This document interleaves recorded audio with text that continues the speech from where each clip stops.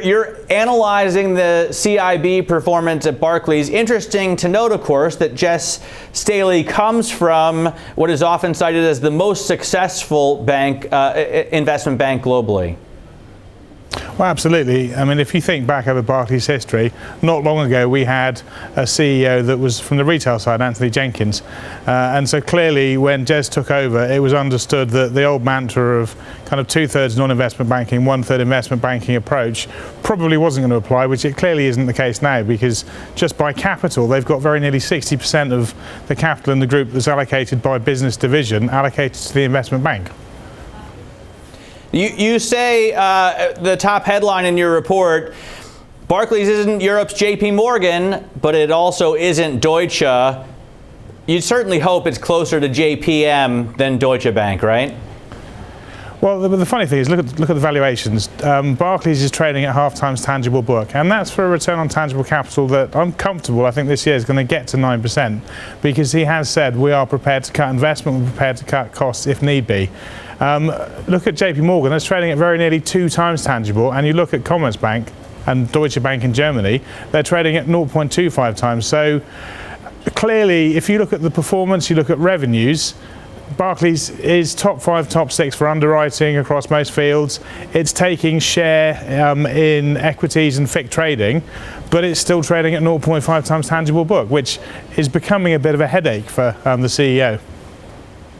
Does Barclays need to do more on costs? This is obviously a big issue for Deutsche Bank. Is it as important for Barclays? Well, if you look at the investment bank compensation ratio, actually they look pretty in line, and they're not that far off, say, JPMorgan. The real issue is when you look at the amount of value at risk, which is a way of measuring kind of what they're doing in the investment bank, because we don't have visibility. You look at the revenues they generate from the risk they're taking. Optically, it's much. It's nearly half what they're making in American investment banks. So the issue is, can he turn it from a sort of a flow machine where it's lower margin? Can he improve the margins on European, US underwriting to get closer to where the US guys are, 50, 60 basis points? If he can, then I think he can maintain the momentum. But he really does need to sort of squeeze that margin, because elsewhere outshining Deutsche, but they're still quite a long way behind a lot of the US peers. Right, but you're saying there's a chance, Jonathan, for Barclays. I wonder what you think about Deutsche. Is there any chance that they can revive their global investment banking unit? Is there any reason for them to actually continue trying? Well, I think you hit the nail on the head there. I mean, these are two completely different things. Barclays, I suspect, will not look that dissimilar in 5 years' time.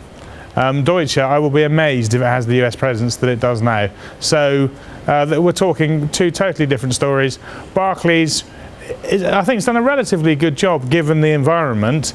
They need to demonstrate a little bit more savvy, a little bit more sort of positioning, need to give us more visibility on why their returns are that much lower in the investment bank. And then we'll start being happier to pay more for the fact you've got more than half the group capital allocated to a business that's doing single digit when the UK, when credit cards are doing 15, 16, 17% return on capital.